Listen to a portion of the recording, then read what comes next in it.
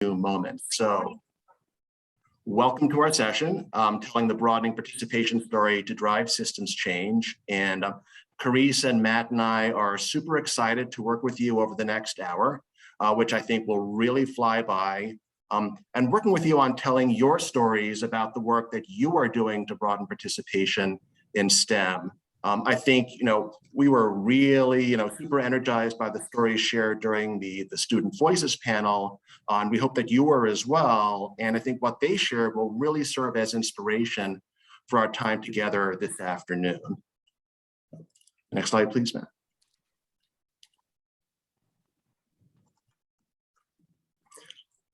I'm Seth Klukoff, Vice President of Thought Leadership at Equal Measure, and I'm also a member of the NSF Includes Coordination Hub policy team. And I'm joined by my colleagues, who you'll meet in a few moments, Carice Mitch, who is a Senior Communications Consultant at Equal Measure, and Carice also leads the Communications Task Force for the Coordination Hub. And Matt Kloster, who's a Senior Consultant at Equal Measure, and Matt is part of both the Research Task Force and the Communications Task Team as well. Next slide, please. So just a little bit about Equal Measure, the organization that we work with. As noted, we're a partner for the NSF Includes Coordination Hub. And we're an organization, we're based in Philadelphia, but the majority of our work is national. We're an evaluation and strategy firm, and we work with foundations and nonprofits and government entities, as you see here on the screen, to apply new ways of thinking and learning to advance social change. So our point of view, so to speak, is to really help those who do good do even better. And you can learn more about us at www.equalmeasure.org. And as I mentioned before, we're one of the partners on the Coordination Hub.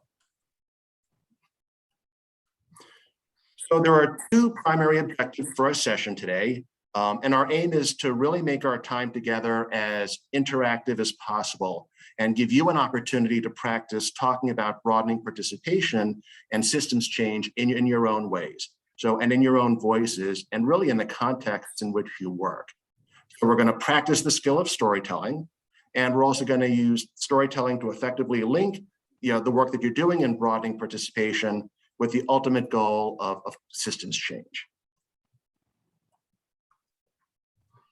So as I noted before, this is going to be hopefully a highly interactive session.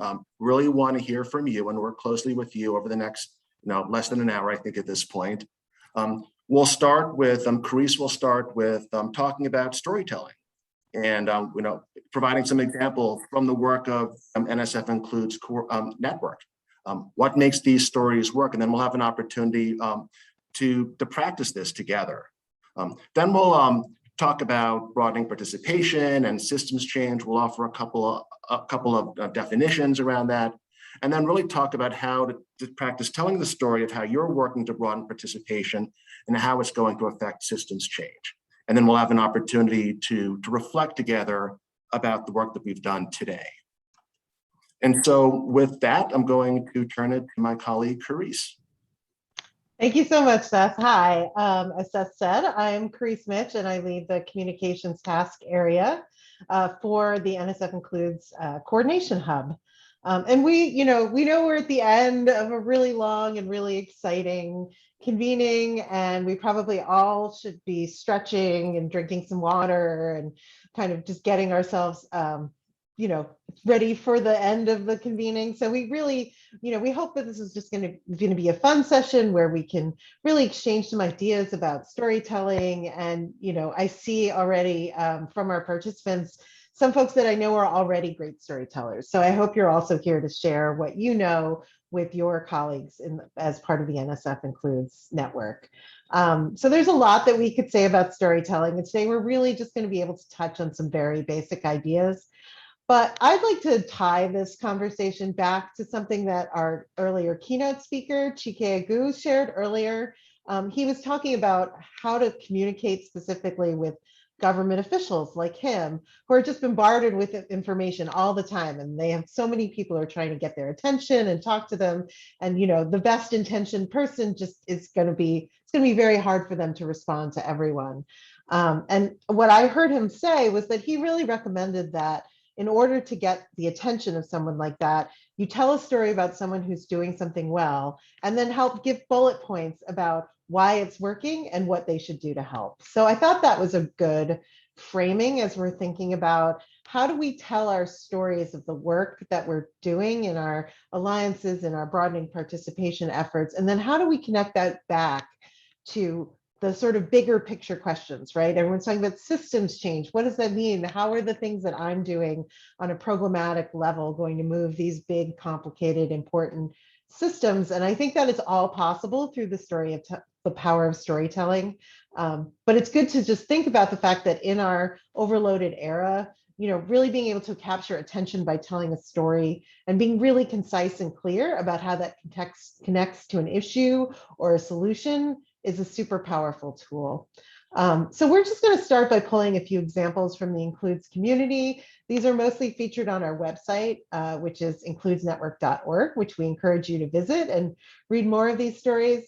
But I thought we'd start with this great but really straightforward example from a member of the community. It was shared by Alyssa Briggs and Veronica Gonzalez from TIES, which is the backbone organization for STEM Push, one of the NSF Includes alliances. And their blog post was entitled, "Don't Forget the People in the Story, 7 Best Practices for Effective Communication." And I encourage everybody to go check it out on the website. But they open by using just a very simple comparison example that I think is a useful way to start.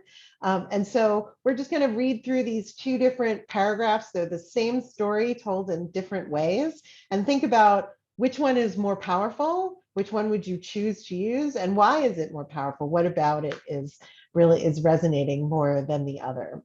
So the first story was, again, this is all about STEM careers. Why are they important? Why is it important to engage young people in STEM? And so the first way that, the first way to put this forward is STEM is a great way to engage students and launch them on meaningful academic career trajectories. Students who engage in STEM in early grades are more likely to follow a concrete STEM trajectory throughout their schooling and lives. So, that's a good straightforward way of saying it, but maybe there's another way to sort of grab people's attention. Next slide, please. So paragraph number 2 says, in first grade, Robert and Mary learn math by racing insects across the room. In second grade, they continue to have immersive STEM experiences like finding simple chemical solutions to clean pennies. Robert and Mary's interest in STEM deepens every year. By the time they reach high school, they're members of a pre-college STEM program where they conduct real experiments in a hospital lab and are exposed to STEM career options. In college, Mary majors in engineering and Robert chooses biology. They both complete their degree programs and are now starting new jobs with companies they learned about in their pre-college STEM programs. So maybe share in the chat, would you remember paragraph 1 or paragraph 2? Which one do you feel would have more resonance with your community?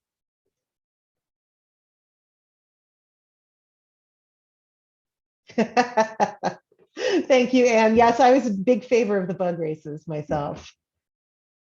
Anyone else?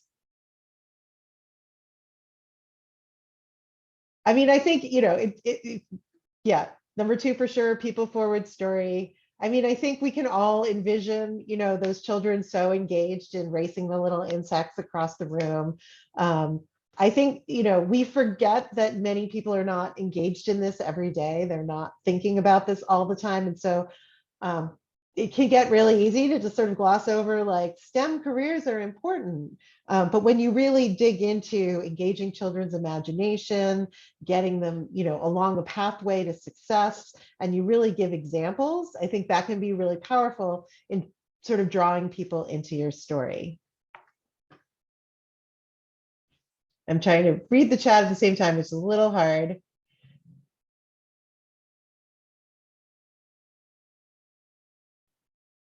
Great. Yeah. So I think, just thinking a little bit about what makes it work. I think some of the things that I saw in that is that they really lean on people, not jargon. So, there's not a lot of talk here about outcomes or other terms that we all use, but that maybe the general public isn't as familiar with, or students themselves might not be, using that kind of language. So I think, when you use really simple, straightforward language, it appeals to a broad range of audiences. Again, using examples, right? So it's not just like STEM activities, it's specific STEM activities. It's, cleaning pennies and racing insects. And then I think someone raised this in the chat. Also, it's important to know your audience. So, is this a kind of audience that will respond to these ideas and these sort of images in a way that's going to get them engaged in your work? Is there anything else that people want to share? Maybe in the, thank you, Anne, for sharing another blog post. So I think these are good, this is a good place to start with thinking about what are sort of the principles and the elements of storytelling. And I'll just give one more quick example. If we can go to the next slide. So I love this story. This is a story that we did on the blog. It's about the Wabanaki Youth Science Program, which is a DDLP that works to connect Native students through STEM, Native students to STEM through culture and heritage based in Maine. I think it's really the photo that I love so much, but I feel like, we really gave space in this for folks to tell the story in their own words. And there's a quote in here from the recreation manager for that program. His name is John Neptune, and he's part of the Penobscot Nation. And he described it as ways is about cultural knowledge, getting the foot in the door, saying, okay, well, you like to fish. If you like fishing, you can go to school for fisheries or water quality. Or if you like baskets from the trees, you can be a forester. So again, it's very simple, but like really being able to drill down to like, what do we mean when we say cultural heritage? What do we mean when we're saying, how do we connect this deep cultural knowledge and feeling for nature to STEM careers? And I thought this was just such a great example. And, I love the student and her fish. And I hope that, that they're also inspiring to you. So I think in our next step, we wanted to just take a little time and do a bit of a breakout session. I think our group is small enough that maybe we want to stay all in one session. Does that sound right? Yeah. Does that sound good, Seth? Okay, great. Yeah, let's do that. Yeah, because I think we have a lot of great folks here who I think we'll have a lot to share. So we can start our breakout session, and I'm just going to read through what the next steps are going to be, and then we'll actually do it. So I think we're going to start by taking some slow breaths. We've all engaged in a lot today and yesterday and the day before, and we've got lots of information floating around in our heads. And I think that, that always helps me to feel more centered and kind of get present with what we're trying to accomplish. But I think it's a good opportunity to reflect back on your convening experience. What were some of the highlights? What are the things that you'll remember? And then think about a brief story that you could tell about your experience over the last 3 days that uses people and examples. And it can be a story about what the NSF includes convening meant to you. And then we'll just practice a little bit. So does that sound good to everybody? I'm going to try to make my screen a little different so I can see more people's faces. Okay, great. Now I think I can see. I can stop sharing for a moment. So that okay, great. See each other. Yeah, I think that's a great idea. Yeah, and totally, if you are feeling like zoomed out and you want to keep your camera off, I completely understand. I've had mine off for big chunks of these 3 days, but if you felt like you wanted to turn it on, I think it'd be nice for everybody to be able to see each other's faces while we're doing these exercises. So entirely up to you.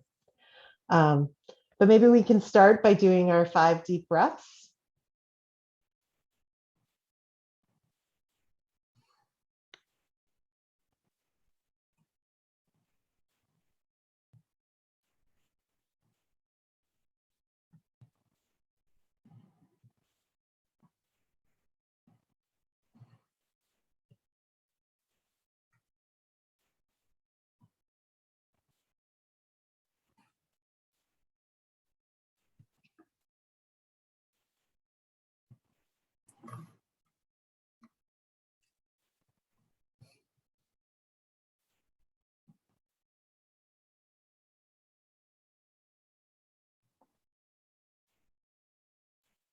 How's everybody feeling?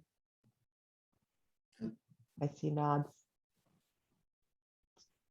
Does anyone have a story they want to tell about the convening, something that happened that you're reflecting on now? Yes, Debbie. Hi. Hi. I think many of you attended the student voice session, which was just so amazing. I remember Lily, a high school student, saying, STEM saved my life. And then she told a little bit about her life story and how she came into some STEM activities and felt included for the first time. And so that really stuck with me. Thanks, Debbie. Yeah, I think that's a terrific example. Does somebody else want to share an example? I'll just build on that because I was also going to talk about that same powerful panel with the student voices, which I attended for a couple of reasons, which is I'm preparing a presentation on student success. And we were told that you must include students.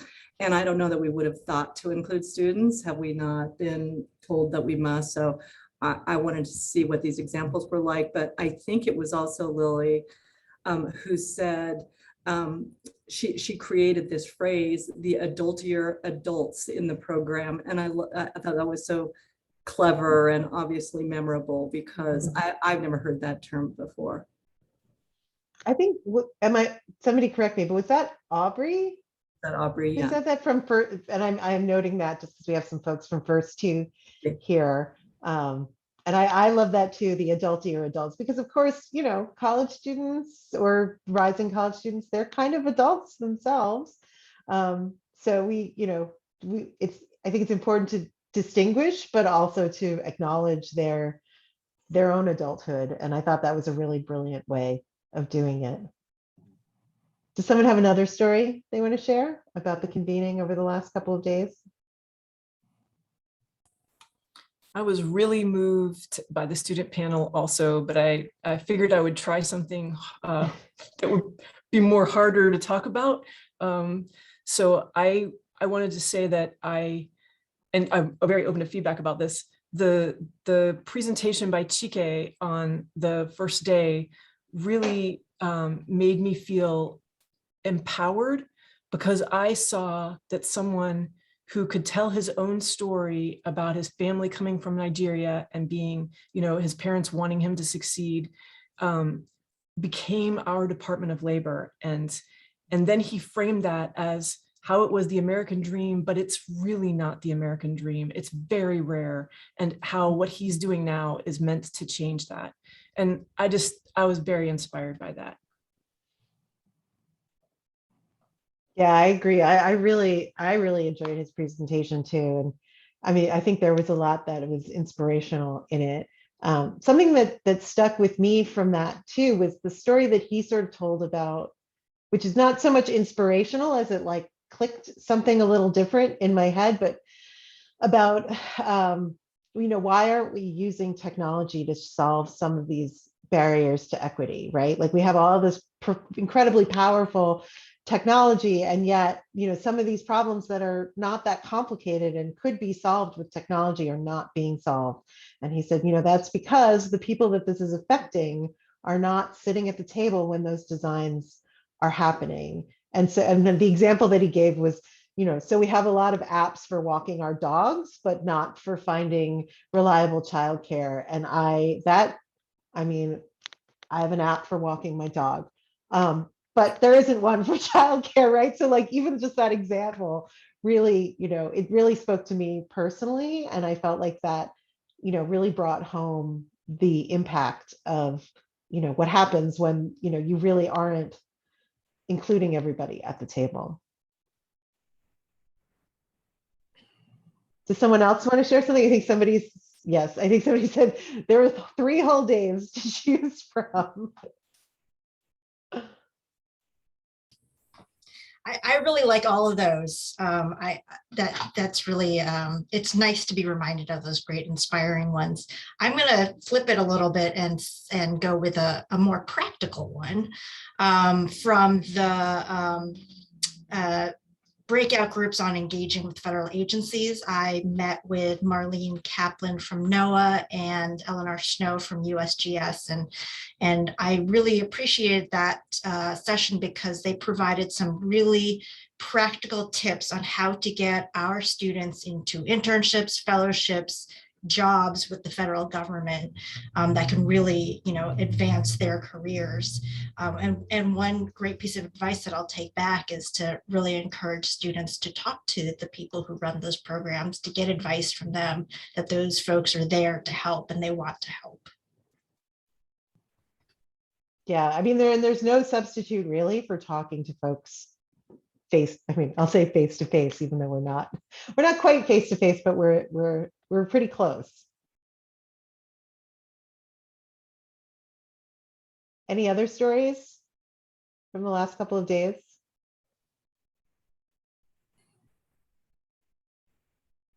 Matt or Seth, did you have a favorite? Go ahead, I'll share one. Actually, maybe this is like recency bias because it's the session right before here, but I thought it was a really powerful one. I had an opportunity to sit in on the session on women in STEM right before this, and one of the presenters, Sarah Lee, who works at the University of Southern Mississippi, and she's also an NSF Includes grantee. It's really remarkable. I mean, she kind of walked us through over the past. So she worked in corporate America. She worked for FedEx, and then left the corporate world and went into academia. I think first at Mississippi State, and I think now she's at the University of Southern Mississippi. And over the last roughly 10, 11 years or so since she's been in academia, she's really helped launch and has formed partnerships with other organizations in the state all around creating opportunities for women and women of color to really forge pathways in computer sciences, and also develop a junior ROTC program at the University of Southern Mississippi as another pathway for girls and women to move into and identify and kind of learn more about computer science careers. She's launched a few other.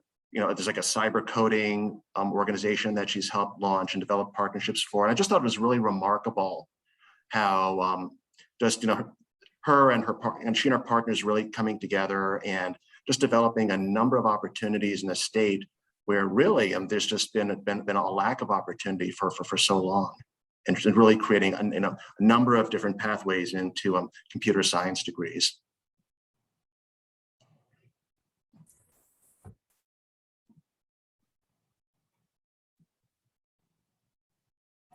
I can share too. Please. I've attended a few sessions, but something that really resonated with me was the voice of students, right? Because why are we even doing what we're doing? Right? And we can frame our messages in a lot of different ways to achieve our goals, whatever those goals might be. But I think the most important message is, how do we actually listen to the message that the students frame and how they frame it, right? How their voices are being heard.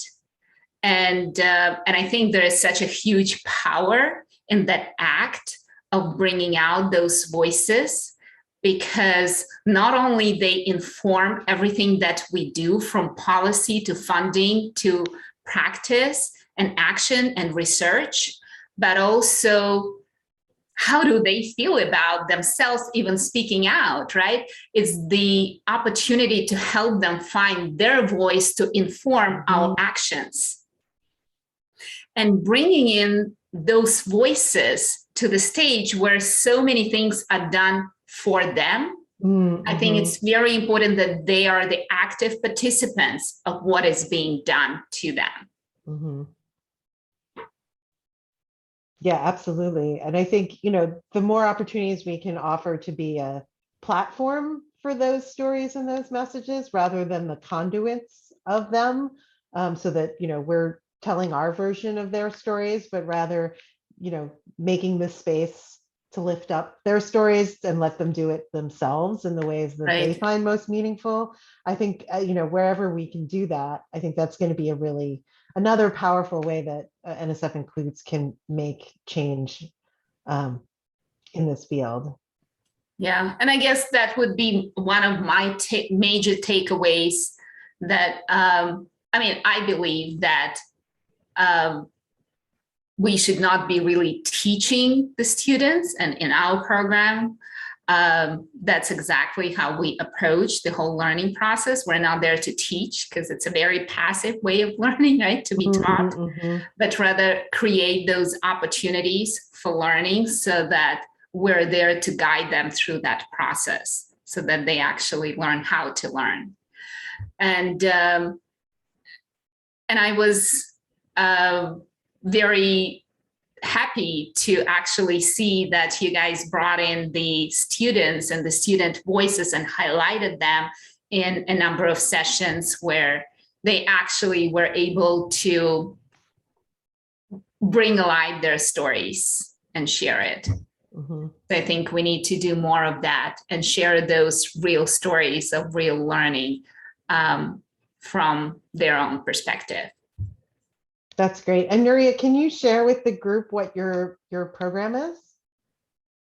I run an educational nonprofit called iSchool for the Future, and we focus on the integration of social and emotional learning with STEM and arts.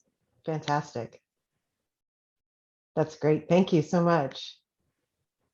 Sure. Thank you. So does anyone else have a story from the last few days they want to share to wrap us up?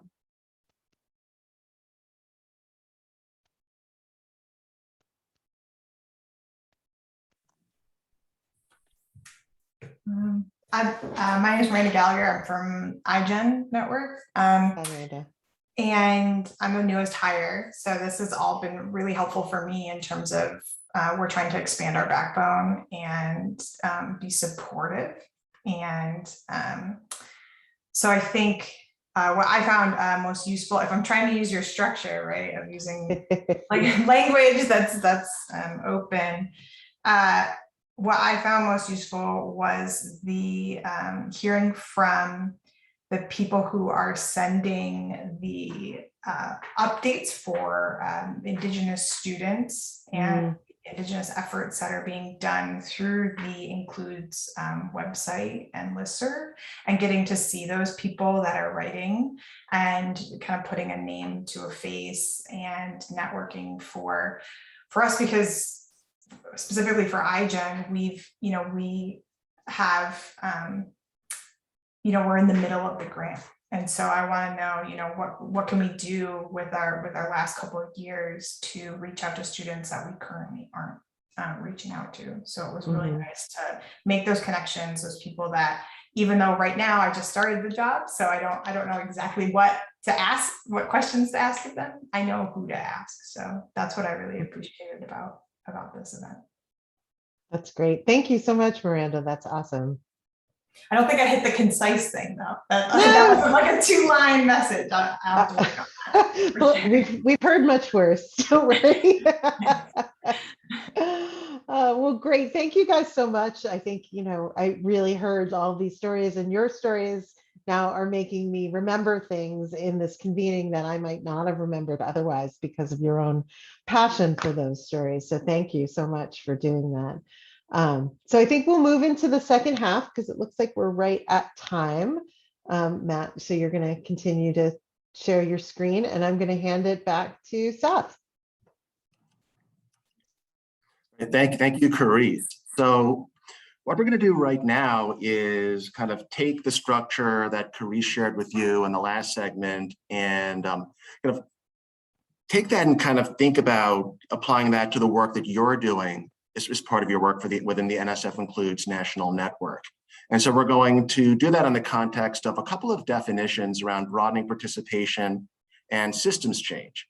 And of course, I think, we could probably spend the next 5 hours, and nobody wants to do that, kind of parsing through definitions of broadening participation and systems change, because they're both very, very complex concepts. But I think for our purpose, this afternoon, we're going to go with these definitions on broadening participation from the National Science Foundation, which is to expand efforts to increase participation from underrepresented groups and diverse institutions throughout the United States in all NSF activities and programs. And then also, I just want to go back one more slide, Matt. On systems change, we're going to use a definition from FSG, advancing equity by shifting the conditions that hold a problem in place. So we'll kind of use these two definitions as the anchor for telling stories in our next segment. Next slide, please.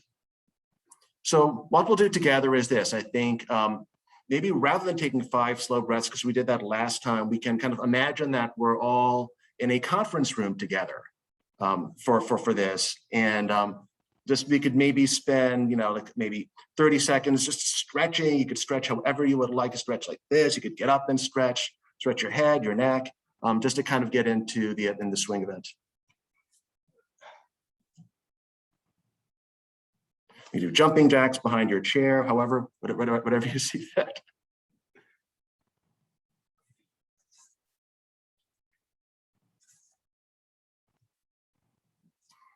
And so what we'll do is, we'll just ask you to take a few moments first to reflect on the work that you're doing and, how might it shift the conditions holding inequity in STEM education and careers in place? And what are the conditions that your work is trying to change as well? And so we're going to kind of think about, telling a brief story that you can share around your work, using people that you're working with and offering some examples as well to kind of to further illustrate the work that you're doing.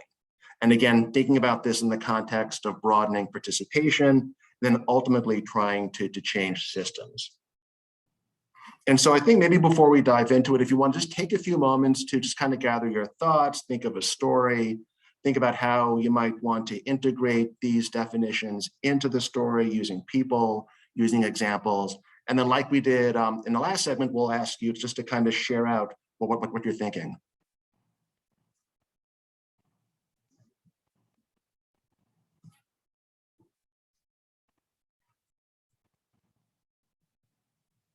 And we'll just give you a few moments to just kind of, think about what you'd like to share.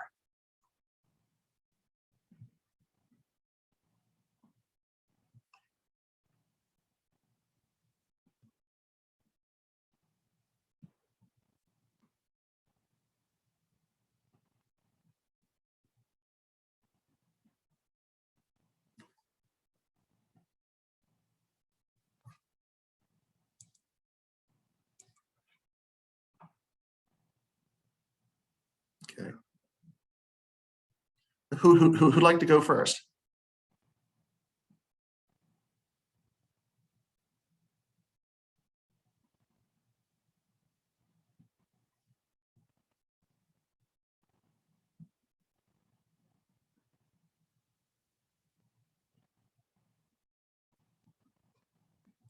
That's some good wait time, and I'm going to reward you for it.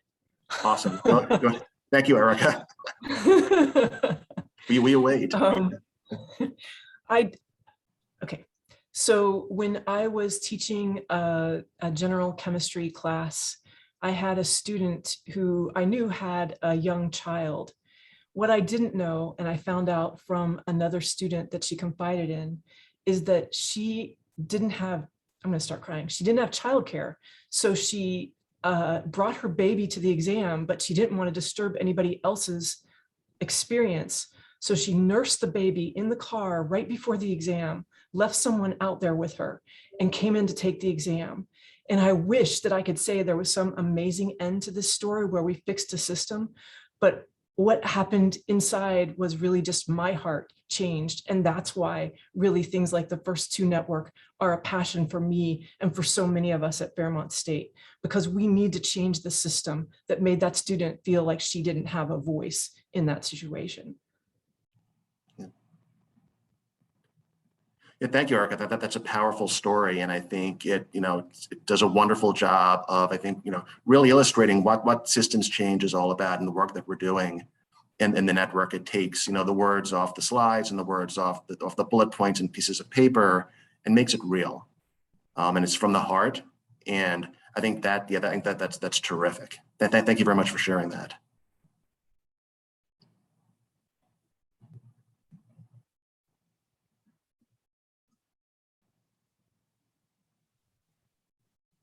I have one that I will attempt to incorporate the experience of the conference in as well, which is, and I can't, fortunately, I didn't write down the name of the individual on day one. However, I will call her Anita Baker, began the conference this week by acknowledging her weaknesses and stated that, oh, she was deeply, she didn't know who was more at risk, her child or she who was going to try and help her child with mathematics, that she was just starting school. And she had said she's not a math person. And we deeply hold the belief in the STEM Core Alliance that that is a myth that must be addressed, and that growth mindset and mathematical mindsets is one remedy, as well as detracking for students who have been underprepared in mathematics and science, and for whom the system has said you will not succeed in a STEM career. So if we were to take that example and apply it to the system change framework, to me, it's a perfect example of the practices and the beliefs and the structures that we must address and ameliorate in order to make a more just society where all students can succeed in STEM. Yeah, thank you, Ann. And I think, one thing that I think you really hit on there very well was just, how embedded the power of dissuasion is within the work that we're doing. How, you may have people who are super talented and are ready to embark on the different STEM pathways, whether it's mathematics, engineering, computer sciences, technology, and they're dissuaded from doing that. And there's a wall, and I think it's being able to kind of, bust down that wall is a very important part of changing the system. But thank you for sharing that. Absolutely. And I just want to, and kind of set up the stage for my example. Thank you for saying that. And I couldn't agree with you more. And I think it's kind of a little counterintuitive sometimes when we think about growth mindset, right? The growth mindset and STEM. But so in iSchool, what we do, we really focus on social and emotional aspect, and basically it's the mindset, right? So how do we think about the world around us? How do we reframe the learning, right? It's not sitting in the classroom and taking notes and listening to the teacher, right? And STEM, it's not wearing a white coat in the lab and doing experiments looking through the microscope. And I think the more we reframe this into real life experiences, because STEM is really everywhere. STEM is life, right? And we don't even need a lab. We don't even need a school to really learn about it, right? And I think if we approach it from that perspective, then we can essentially make it accessible in any community, even those that do not have resources, if we view it from a different lens, right? And if we build the mindset that actually creates that learning self-efficacy. And if we tell them that it's STEM, it was STEM, all of a sudden the kids develop this new perspective of themselves as scientists. I actually had some instructors who had zero STEM background, but had very strong kind of social and emotional learning background and creating the right environment in the classroom in schools with historically underrepresented students. And like 90% of them were students of color. And she actually was teaching robotics because my main robotics teacher kind of was not available. So she ended up teaching or subbing for him as a in a robotics class. She had zero background in robotics, zero. But she embraced it. She said, okay, well, you got your robots, you got your Legos, you got your supplies, I'll bring it to them. And all of a sudden, you see, she's created following of students who kept showing up for the whole semester, every week in that robotics class. And at the end of the class, at the end of the semester, when we ask them, like on their reflections, what they learned and what they loved about the program, they said, like, I learned that I love robotics. So, and they came up with all sorts of different ideas of how to use robotics to actually improve the life around them. And I guess the point that I'm trying to make here, again, if we lead with focusing on opening the hearts of the students and prepping their hearts to open up to learning, then we can just put any concept, and we put the concepts of STEM in front of them. And all of a sudden, the content that we serve, they fall in love with that. And Maria, thank you for sharing that. I think that's a really great example of just like a real asset-based framework. I think, really hitting home, the value and the importance of self-confidence and self-efficacy. And I think provides a really, really strong frame then for the next level of the storytelling, which is then, okay, and like the story you told about the student who taught the robotics class, that's great, because now you're bringing in kind of the human equation into that story. And so you've provided the really strong framework. Who are the people that you can draw from to further embellish and illustrate that? But thank you for sharing that. Sure. Yeah. I was just thinking too, like in the context of systems change, where it's such a broad term and like overwhelming, complicated, but with the stories that you've just shared, it doesn't have to be that hard. It can be, right. We can be expressing systems change through the idea of opening access and hearts of students, demonstrating shifts in mindset, and again, those subtle, really close changes that we can make can then lead. There's always kinds of snowball effects, but we don't have to think so systematically up front. It's starting small and starting with these shifts in perception and opportunity. Yeah, Matt, I think that's a great point you raised. And I think is that we sometimes get so daunted, right, by the whole concept of systems change. What is that? This big lofty definition and concept. And you're right. I think it's, when you take a look at, who are the people we're working with, and what are their lives about, and how are we trying to work with them to change their lives? I mean, ultimately, that's what systems change is all about. That's the face of systems change.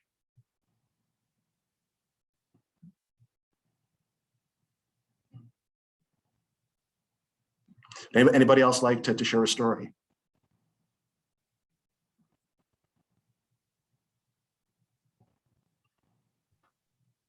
Can I ask for clarification? Sure. With the storytelling, should this be like one person, like an individual, like anecdotal thing that then backs up the system change that you're trying to drive for? You're saying that you want the story to have both those jargon words about system change, but also like you're softening the conversation about system change by bringing the heart, and maybe not softening, but just kind of like bringing like a heart to like a very like jargon heavy conversation. Yeah, there's lots of jargon and systems change. Yeah, I think it's, you don't even have to use the jargon, right? I think if it's the power of the story that you're telling. I think the examples that, that we were just kind of sharing before, I mean, you didn't really hear the word system or the word change. I mean, you heard the word change, which is great.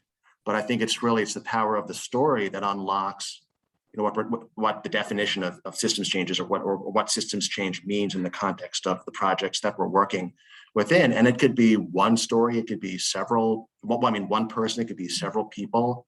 It's real, totally up to you. Because like I hear like, so for example, like I really liked Erica's story because it was like, this is a story and I couldn't do anything about it in that moment of like a woman taking an examination and the barriers that she was facing to take that exam. And then she said, this is why I do what I do in first two. But then like in none of that was she saying like, these are the 3 specific actions that I would have taken to like help this like woman overcome her situation. It's just like you're acknowledging that like it isn't just one person, it's like a higher, bigger problem where we need a lot of people, and first two is putting that together. So that's it. Yeah. That's a great question, actually, Miranda, because we all know the power of storytelling, right? And we all emphasize here in this discussion. But ultimately, when it boils down to both at the school level, at the funding level, at the policymaking level, it boils down to numbers and measurements. How do we translate those stories to numbers? Right. And then, because I think in iGen, something that I'm trying to like get a narrative going for iGen is that we talk a lot in numbers. We're a lot of chemists and physicists here. And so we talk a lot about how we want to change the number of graduate students that are underrepresented minorities does not match the number of undergraduate students that are underrepresented minorities. So we have, 50% of biologists are underrepresented minorities or women in biology. But then when you go on, but the way we talk about it is like the pipeline problem. But what I learned from the Indigenous group this week is that I should not be using the word pipeline because that's a very colonizer word. So it's like I'm running into all these things of like I'm trying to take in everybody's like perspectives and like rebuild it so that we're talking more about a story. But then the more I talk about a story and I talk about how my undergraduate student, he didn't see anybody at Johns Hopkins who looked like him in our graduate program in chemistry. And for him, what he saw was going back to New York City and going to work for Bloomberg Corporation, where there were people that looked like him. There were people from his neighborhood that worked there. And he saw that going to a corporation was a much more welcoming space for him than going into academia. And so for me, I've seen in practice the leaky pipeline that occurs for having under very smart, talented, hustling students. And we lose them along the way because they don't see a welcoming space for them in graduate school. And so that's what I'm trying to work on with within the iGen Alliance, that we're trying to make and create those systems change in which there are places that students can see themselves in graduate school in a welcoming space. Yeah. So that's what I'm trying to work for a story, but like I don't know, like I'm saying pipeline, I'm saying leaky pipeline, which like we're not supposed to say anymore. And like so yeah, still working. So I think I hear what you're saying. The way that it makes sense for me is to think about not how do we turn the stories into data or how do we turn the data into stories, but how do we connect the data and the stories? Because one should really, they're reinforcing each other. They're not mutually exclusive. Like numbers don't mean anything to anybody if they're not connected to people. And people tend to be just like, oh, there's one feel-good story, but what change is that really making in the world unless you can connect it to a bigger data point? So I think the two things are not, it helps to not think of them in opposition, but to think of them as connecting to each other. And Miranda, we've spent a lot of time actually talking about how do we shift this idea of the pipeline, like, it's a pipeline problem. So we need more women in STEM. We need more, and all of the people have been underrepresented, that we need more of that. How do we shift that to a like, what's wrong with you system that all of these wonderful, like talented people with so much potential in a field that we really need as a nation are not being welcomed and not succeeding in that system? What's wrong with you system? Like system, how can change to better embrace and hold on to and encourage these people? So I think there, I think the beauty of the storytelling is to be able to kind of like morph back and forth between those two sides of our brains, right? And mold them into something really powerful. Put a human face on the number, I guess. Exactly, but give the human face the power of the numbers. So making sure that you're doing both of those things are really important. Thank you. I think I'll yield the floor. I think Casey might have a question. Yeah, Casey, I don't think we've heard you yet, so I want to make sure we get to hear you. So one activity I've seen that does this well is, I don't know, Don Jillian Daniels, who did the IPF, he was on the program today. He did an inclusive teaching workshop for the network of STEM education centers a couple of years ago. And I think he pulled this from somewhere else. I've just tried to chat him to figure out where this is, but he started the meeting. These were all center directors who work with faculty, but around the wall, he put photos of students, and they had, like, on a chalkboard, just something that had been said to them that was a microaggression at some point. And it just was all around the room, all these different faces with the ways in which they had been dismissed.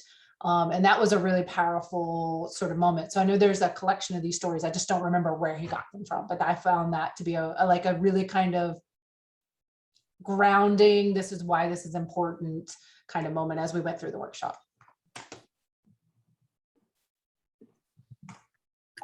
Thank you, Casey.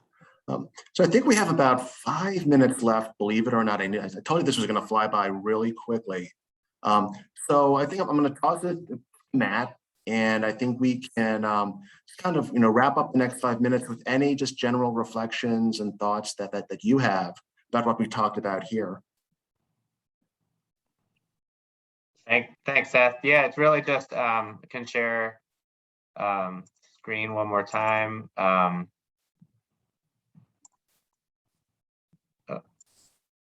So just anything you've learned, any takeaways that you feel like you could take back to your projects, your communities, any tangible opportunities that you feel like you could tackle from like starting tomorrow?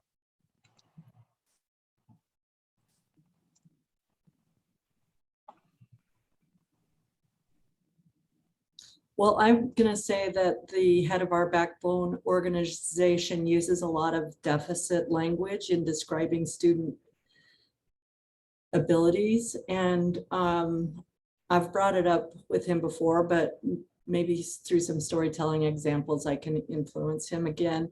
And he also does something else annoying, but I forgot what it is. I'll think of it. So, I can't remember, but it was related to communication here. I dropped it. Great. Oh, he uses pipeline all the time. Yeah, that's it.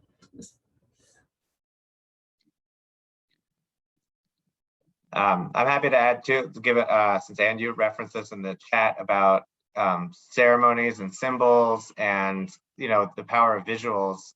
We showed the picture of the student with the fish.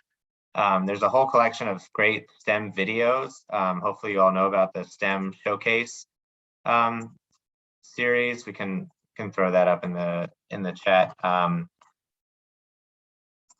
And just like, again, thinking it through creative ways, we've been talking a lot, but are there other ways to present stories and representations of systems change and action? There's tons of videos here. There's a few that are NSF includes project specific. I'm not sure how to actually get them through this website, but just any of these videos are I find them to be very powerful.